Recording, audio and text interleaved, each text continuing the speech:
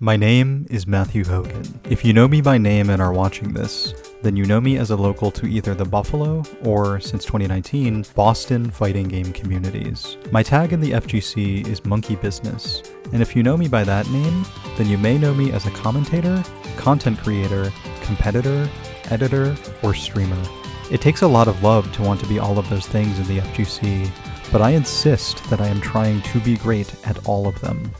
This Beyond Frame Data interview is not the story of MonkeyBizness. It is a combination of stories and conversations that I hope will illuminate how I was able to develop enough love for fighting games and the community in order to become the person I am now, who wants to be all of those things, regardless of how unfocused that combination of goals may seem. Even on commentary, sometimes I'm a bit long-winded, so I think it naturally follows that the path to achieving my goals in this scene would look like a maze from above. Needless to say, I'm going to keep walking it. I can't help but keep walking down the path of fighting games, because fighting games are the most worldly thing in my life. They are a global celebration of difference and individual differences. Fighting games are cherished by different people of different nationalities, heritages, genders, and bodies, who speak different languages and play different characters, and represent different playstyles across different fighting games with different art styles and design direction. We, the players, travel to and experience different cities, states, countries, and cultures, or even bypass different closed borders by engaging with our own different online communities, as we have in the very different pandemic era of 2020. The combination of difference and differences that fighting games offer make it the ultimate medium for compelling story making and storytelling, whether the story is told in the short term by an individual match, or whether the story is experienced in the long term by witnessing legendary rivalries grow and change over decades. The best part is that we get to share and participate in these stories with our friends that we meet because of our mutual love for the medium of fighting games. I'm MonkeyBizness, and this is the pilot of Beyond Frame Data, just one of many storytelling mediums in the magical medium of the FGC. What's going on, everybody? It's your boy Hannie, aka Dramatic Sion, and I'm joined today by Matthew, aka MonkeyBizness. Hogan, what's going on, Matt? Hello, I am overjoyed to be here and talk about myself and fighting games. And you guys are watching Beyond Frame Data, episode 1. Mainly what we're going to be doing is going behind the scenes of New England fighting game players, talking about who they are, and kind of putting New England on the map. And MonkeyBizness is going to talk to me about everything of who he is. First question up for you today is, why MonkeyBizness? Why is that your tag? Talk to me. So, MonkeyBizness, it's a pretty popular phrase in culture. You'll hear it used as song titles or in like lines in movies or TV shows, and it always describes the same kind of idea of when something doesn't feel right.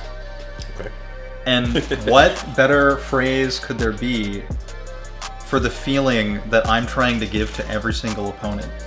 It shouldn't feel right when I command grab you 4 times in a row with me. No, pisses me off. Yeah. Absolutely, I hate that shit. Yeah, for sure. It shouldn't feel right when I do a 50-50 hit confirmable unreactable glide mix-up with Yosuke in Persona 4 Arena, and you get hit, and I confirm and go into the same mix-up again. Every time, meterlessly, by the way. That character's insane.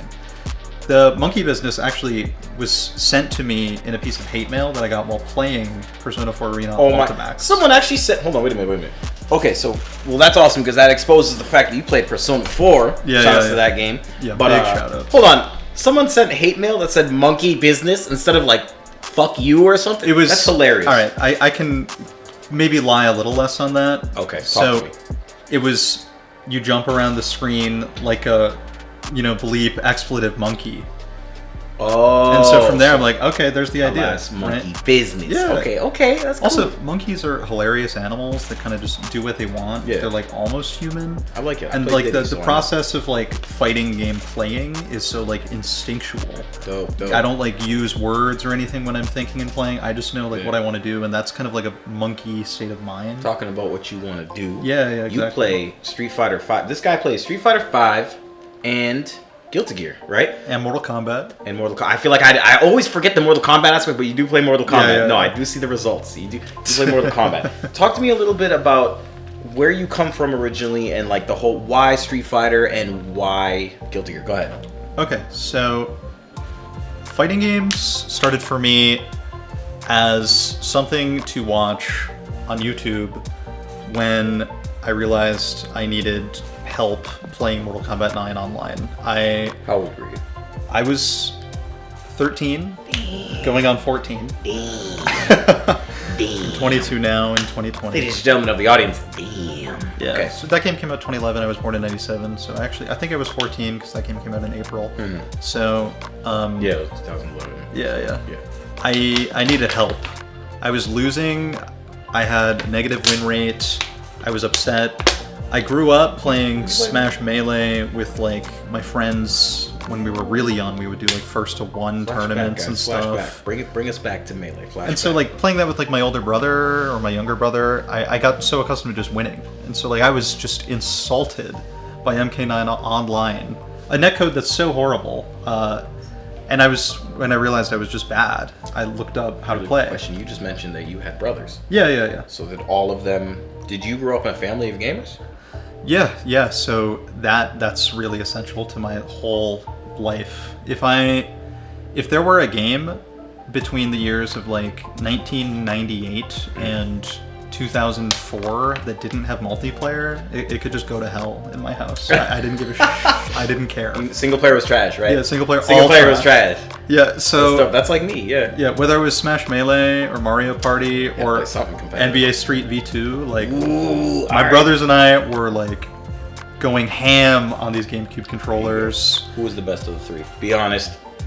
Crush some souls tonight. It took me a while because my brain was less developed than my older brother that was a year and a half older, so he could just do everything faster when we started, because I was like 4. I was a little salt, but that's okay. You were 4? Yeah. You were 4 years old. When Melee came out, yeah.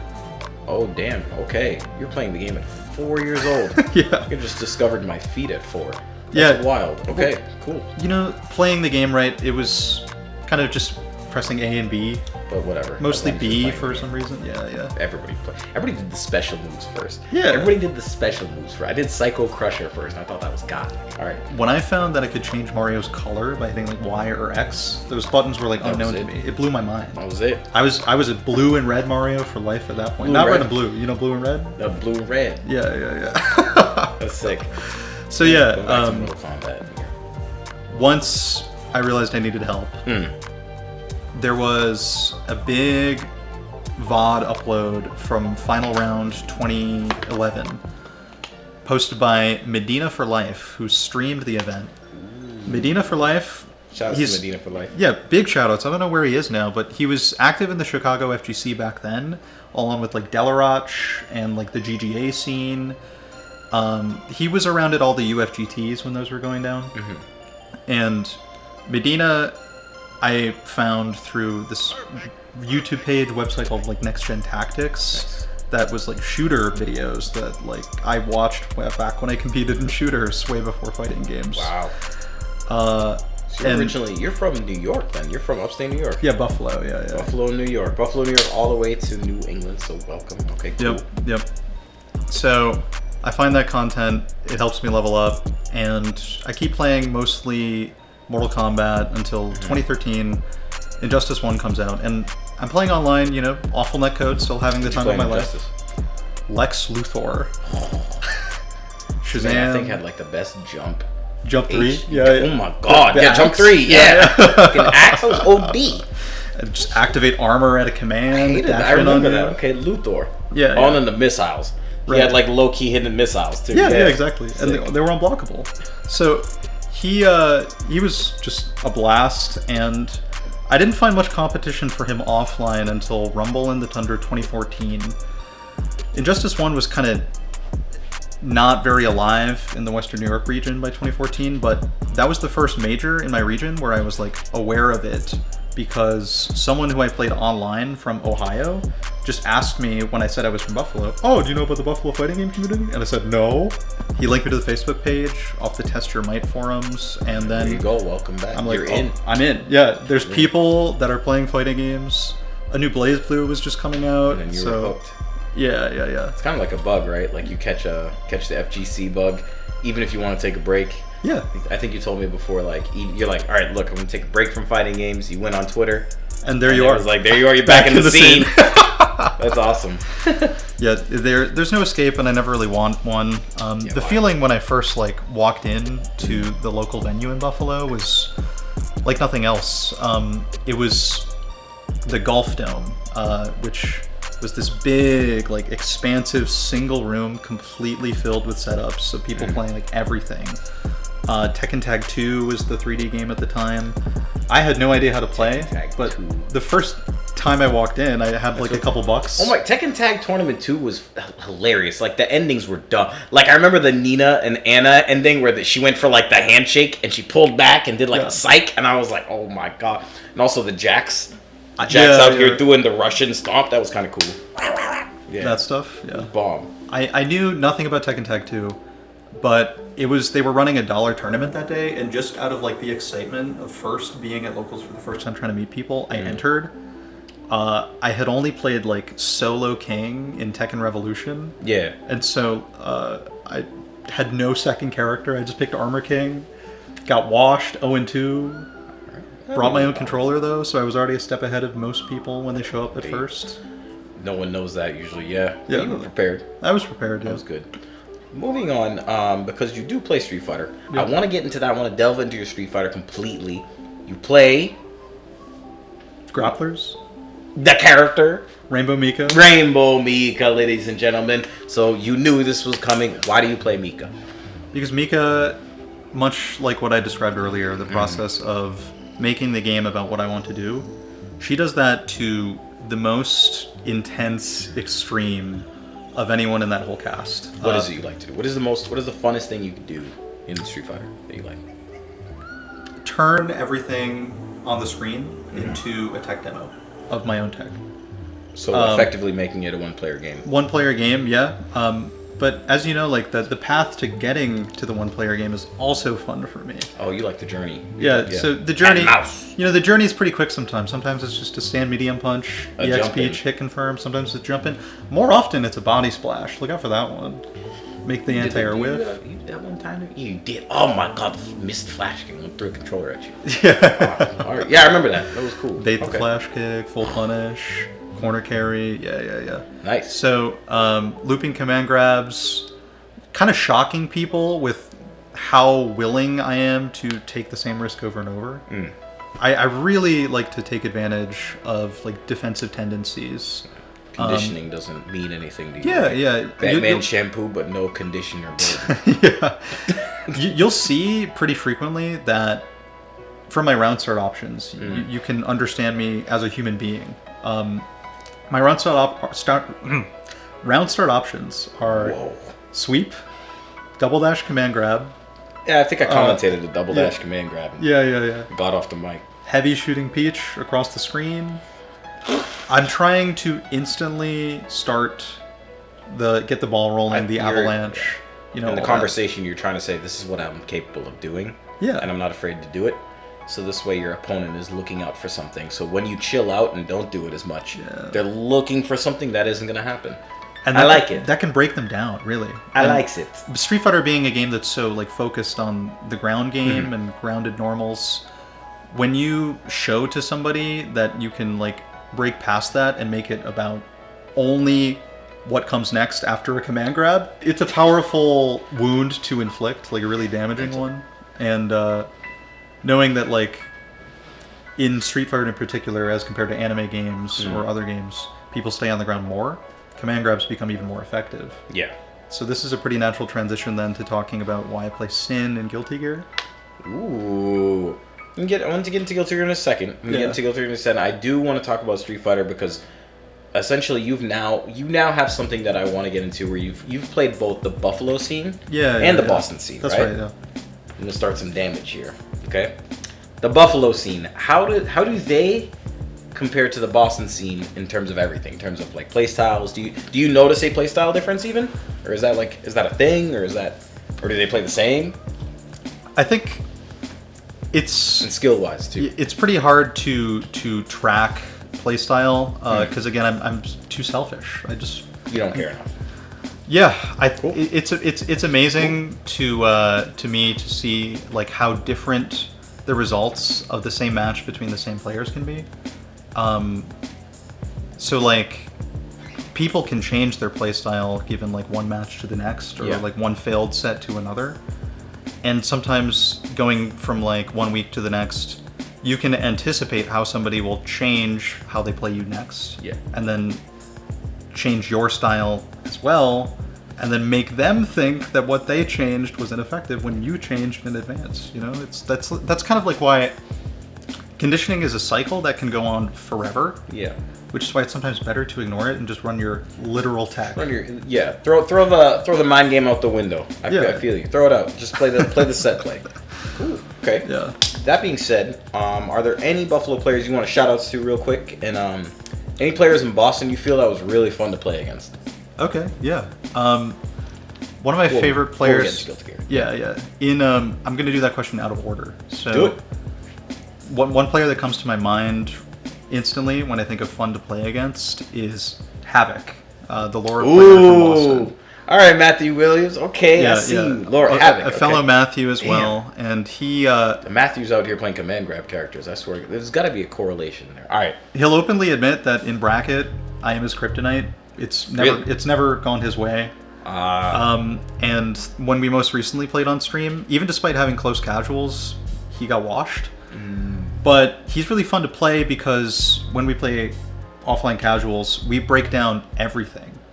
We kind of have a similar approach to playing the girl grapplers of the game, Mika and Laura, where we acknowledge like how powerful the mix is while still trying to emphasize improving our neutral and like decisions that have to do with the opponent's actions to get to our mix-up options. Yeah. And also, just really technical, like training mode after the set.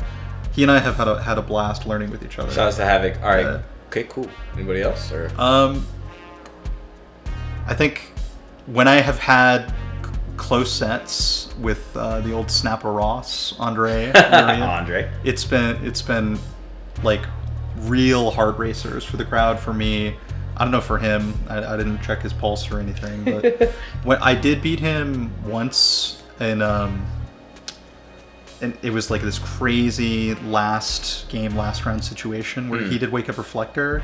I just did immediate hit him, and somehow I didn't get hit by Wake Up Reflector, and there was a big crowd pop. I didn't even know that many people were watching.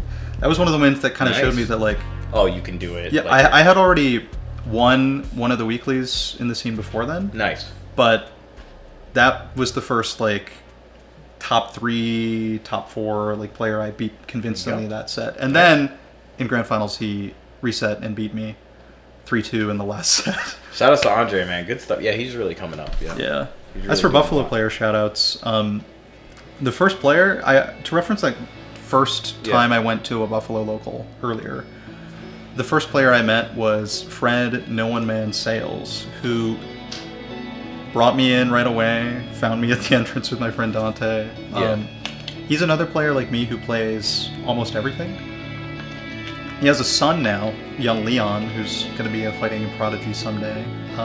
Prodigy. Yeah. It's guaranteed, right?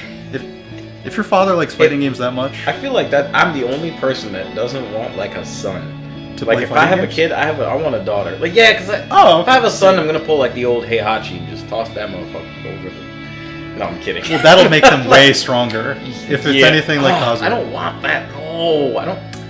I want a daughter. I don't want a son. But anyways, keep going. Well, yeah, there's girl dads, son dads. You know, either way, fighting games are on the table. I don't. All right. Yeah. Yes. Would you not think that fighting games teach you a level of discipline? Oh, don't get me wrong. Practice? I feel like if the rulers of our country played fighting games, we have things clapped and finished. Yeah. Clapped and finished. Like I think they would understand the mind games. I'd say I think fighting games teaches you a lot in terms of strategy, patience, and how to go about a lot of things. To be honest, but what fighting games helped me with most was letting go of my ego.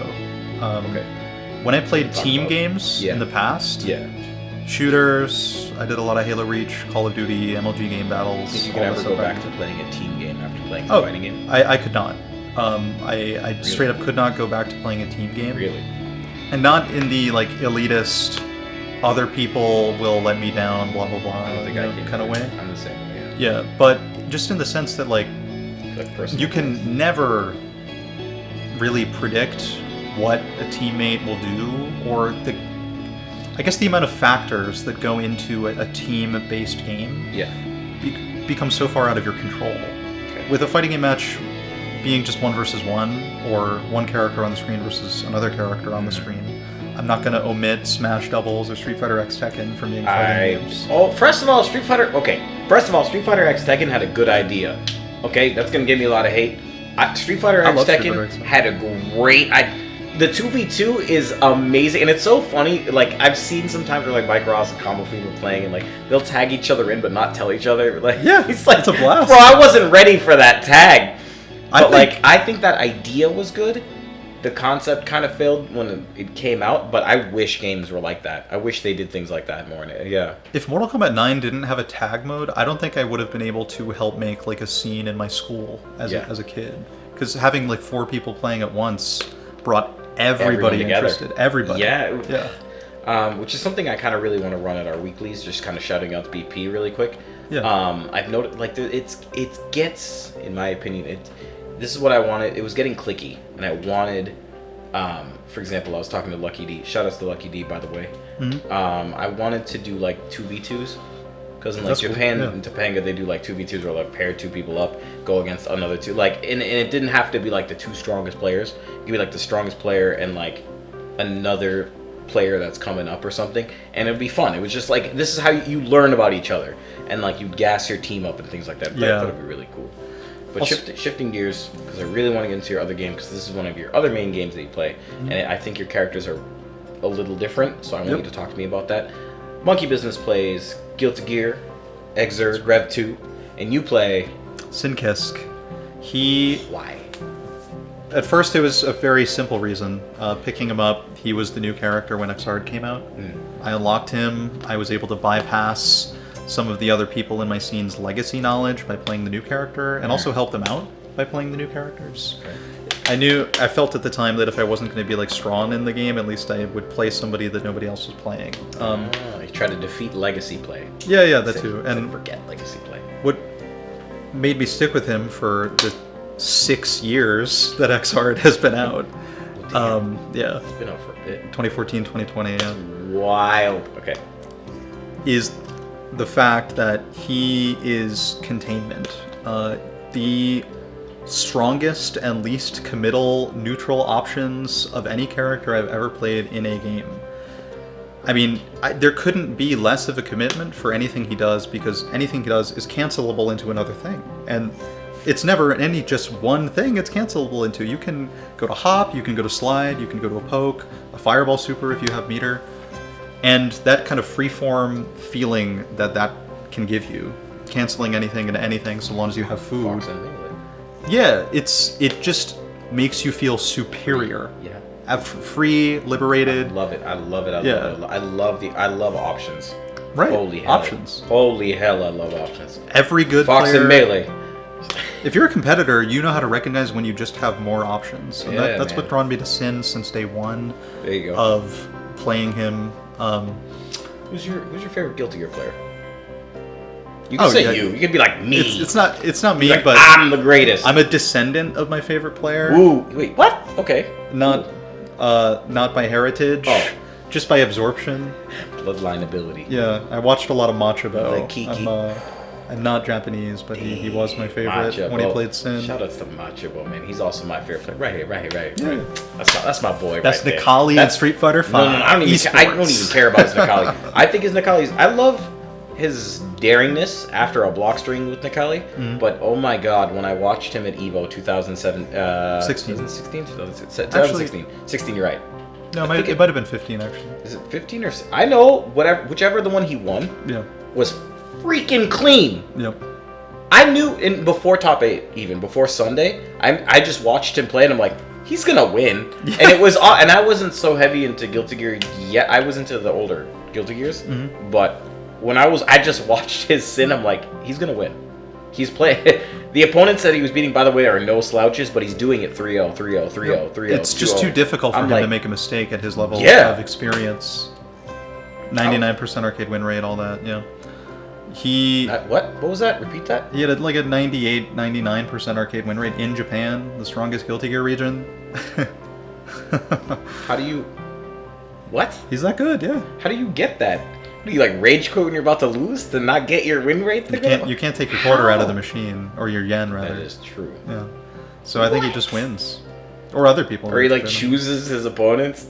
That's wild. That's like he's like, nah, you can kind of win. Yeah. See, if he were conspiring in the arcade to boost that win rate, he wouldn't have won Evo so perfectly. You know. That's I agree. The legend just kind of speaks to itself with him in Guilty Gear. Really good. Really. What do you think about? So Machiavel's your favorite player. Yeah, for Guilty Gear. I actually want to say for Street Fighter as well. Go ahead. Oh, really? Yeah. I have a favorite Street Fighter player. Who is your favorite Street Fighter? Far and away, it is Phenom. Phenom? Yeah. Not Machiavel. They play the same... Exactly, same character. I'm a Necalli fan, which is rare, but Phenom also plays Korean and Guile. Him playing Necalli, Korean, and Guile, and taking tournament sets against the best in the world with all three of those characters. Guile? Yeah. His Guile is sick. It's really good. What? Okay. But you have like the whole triumvirate of Street Fighter V playstyles. Korean with strong footsies, low medium kick confirm, 2-bar combo spin, huge damage, ground game. Guile, zoning keep away, some rush down tossed in, and an actual grappler too, like a in your face tank of a character with Necalli. So yeah, so Phenom has done it all, and if he lived in the US, if he had a scene in Norway, I don't know who would stop him. Yeah. He's the, as far as I know, he's the only player I've ever seen a Norwegian flag for at any tournament. No, yeah, shoutouts to Phenom. Dude, Phenom, and also like beating Tokido in the last Capcom Cup. When Tokido was up 2-0 on him, and I think he came back 3 on Tokido to knock him out of the tournament. Or was it one game each, and then he clutched the last game out? It was like... And at the time, like, Tokido was one of the favorites to win the whole thing. Yep. He is super clutch. Yeah, no, man, Phenom. You could always... You saying Tokido reminds me of my favorite set of Street Fighter V so far, which was the first set of Grand Finals in Capcom Cup 2017 when Mena came back. Yeah. Mena was on the brink of death so many rounds in that set. I can't tell you. I feel like Tokido, when it comes to first to 3, is a monster. When it comes to anything at his Steam level, man, Tokido's Steam, like, it like tanks or something, or he overthink. I feel like Tokido's an overthinker. It could be, yeah. I feel like he's the kind of guy that, like, he thinks that you are a super genius or something. So, like, he's looking out for more options that are there or something, or Mena's just that amazing.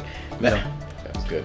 If you think about what overthinking means in the context of a fighting game, I think it means that you're giving your opponent too much credit for all of their options at once. Yeah. In my general theory of fighting games is that people can be prepared solidly and react appropriately for 2 options at once. If you introduce a third, it gets shaky. I think Arturo said the same thing, word for word. Yeah. If you're looking for a jump, you're not looking for a dash. If you're looking for a dash, you're not looking for a jump in. There was like a triangle in which he was saying. You can hit the binary between dash and jump, but let's say there's like an advancing normal. Yeah. That's going to counter hit you. Yeah. If you're trying to check a dash. Yeah, if you're trying to check a dash and they press like a forward moving button. Yep. Like a slide. If I press Mika crouch heavy punch. Or a slide. Yeah, anything like that. You're not looking for the moving option because you're waiting for the dash in. Right. So you're trying to press a button, counter hit. Counter hit, probably a combo, because that's what a counter hit does. And so, if you're overthinking, you're too afraid of everything at once, and you're going to be slower to respond to everything as a result. And if you're slow under any circumstances, you're failing. That's like the beginning of the end. Period. Which is why, like, I think Mika's such a strong character still in 5, even with like nerfed anti-air, even with other characters. Even in this season right now, you think she's great? Where do you put her right now in season 5? In your opinion? I think season 5 is the most balanced season so far. Of course. So yeah, I feel that too. I would say she's like within the top 20, but I feel like 39 characters. Okay, probably like 35 characters you could say are within the top 20. You know, mathematically it doesn't add up. Someone said something like, "Oh, I think he's top 15." I'm like, doesn't mean anything. It really to doesn't me. mean anything. It doesn't mean anything. Like, a character's top 15. Great. Yeah. I think she loses a couple matchups, but even matchups you lose, if you're playing a grappler, you can make them look free. I don't think there's any... What's good about this season, nothing feels like a body bag. Nothing feels like a 7-3 or like a hard 7-3. Those are really rare. Minus like Honda, Guile. You have to look... something like... You have to look for really lopsided character designs clashing. Yeah. Looking for like Minot versus Birdie in a previous season. Yeah, Minot Birdie, Minot Zangief even, Minot Abigail. There's a couple matchups, especially Dalsim. Look for Dalsim anywhere on a matchup that has 7-3 on it, you'll see him. And he's either winning it or losing it hard. Balrog or Dalsim Nakali? Let's talk about Dalsim Rashid. A good old 3-7 right there. That feels like, but like you have to play it, like, you know what I mean? It has to be something dumb. Nakali Dalsim in season 1, I remember how. There's one of my favorite Street Fighter V players as well is Denka Diaz, and he's a Dalsim. He's known for Dalsim. Oh my god, I fought him in casuals once when I was over in PlayStation Experience. Oh, that man. You want to know what's good about him? He knows when not to play Dalsim, and that makes him the best Dalsim player. He plays Dalsim and Minot, right? Or he plays Dalsim, Blanca. He has tons of characters, really. Gil, Urian. Yeah. I probably a bunch of others that I'm not even ready for. What is your favorite Guilty Gear set? I'm not prepared for this one, but I think... What? We can go back if you want. We can go back to it. It's up to you. I got like 3 more questions. I got to focus on it right now. Okay. It's probably... Oh, it was really recent, actually.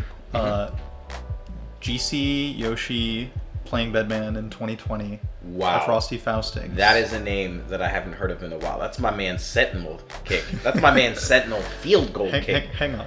Why are you talking about a Sentinel and not Chris Redfield? Gunman. Oh my god. No, GC Yoshi is the guy who came up with like the best Twitter posts about like when you main a certain character, he was like, Magneto players think they're doing instant overheads when they're really doing unblockables. Yeah, that's so funny. Or Spencer players zip around acting like they have a plan when they're really just zipping around. So GC Yoshi got the best Twitter, got the best Bedman, and against Diamondo at Frosty, right? It was the best set of the tournament. It still has stuck in my mind. It's one of your favorite sets? Yeah, because I mean the characters are so extreme in their like strengths. Bedman is, I mean, especially in the past, he was like an absolute set play monster and had a lot of health and everything. And that actually makes him have a really interesting matchup against Slayer, who has the single strongest defensive option in the game with backdash cancel. One of the only like fully invincible, get out of jail free defensive options that you really have to read. It conditions you super hard. And so when like a character that has relied on set play goes up against someone with the best defensive option, what that brings out is really long and calculated neutral exchanges. Yeah. That then, in Slayer's case, lead to huge damage, and in Bedman's case, lead to more chances that are kind of negated by the Slayer backdash cancel defensive options. It's a matchup that like you could probably watch a first 100 and it will still be changing. Let me ask you this. My next question for here would be, what are your plans now for 2020? Like, what do you plan in terms of fighting games? Like, what's your goals for 2020? My plans changed this week when I found out that Grand Blue Versus is really interesting to me. Boom, dun dun dun. Super cool game. Grand Blue Versus. So is that going to be the MonkeyBizness new game that he's focusing on? I'm going to focus on it right now, like for the immediate like 2-3 weeks at least, to see how far I can get into it. That game actually came out with completely new mechanics that have like kind of blown my mind. I mean, I like to think about fighting in philosophy a lot. This interview going to Grand Blue, but it is now, yeah. Same as a lot of the FGC, everyone's trying to tie like different fighting game sub-community strengths to some Grand Blue mechanics. People say like, oh, the hit confirms are quick and tight off 2 hits, so it's like Street Fighter V. Oh, the neutral is very committal or something, so it feels like, I don't know, NRS. You playing Grand Blue?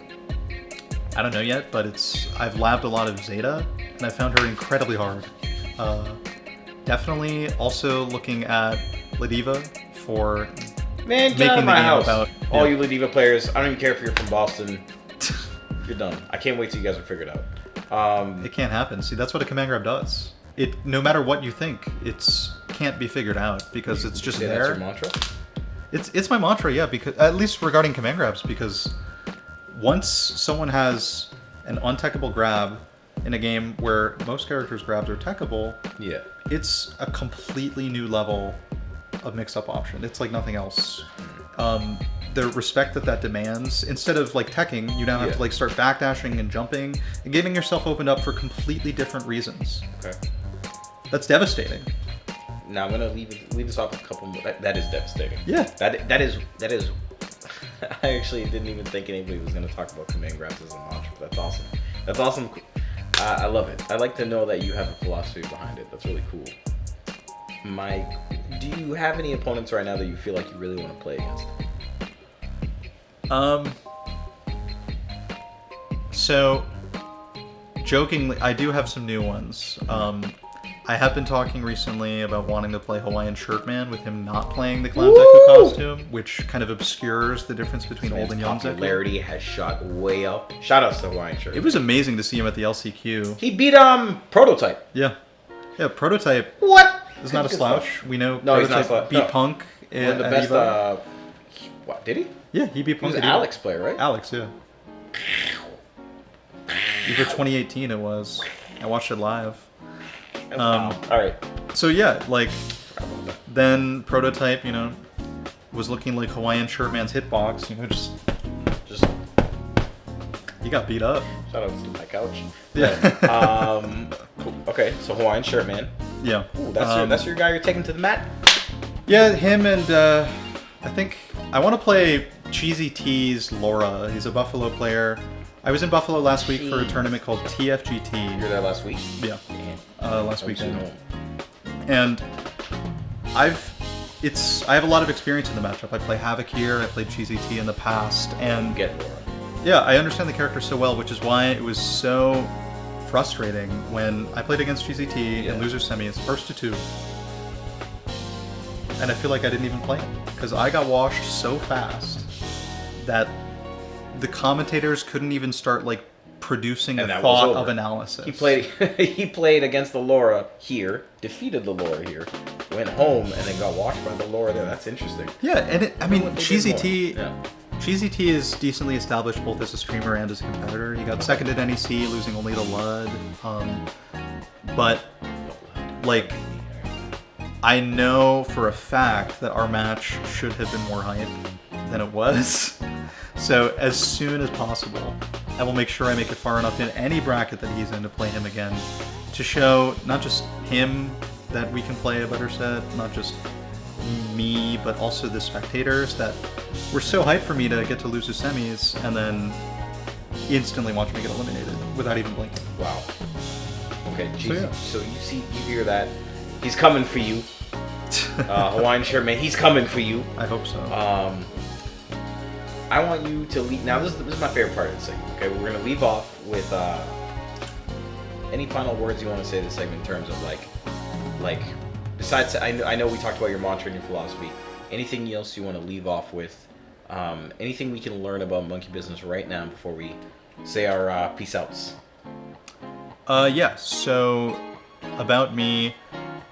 In the exact year of 2020, we were talking about Granblue a little, but also in 2020, I'm pursuing as much content creation as I can possibly do.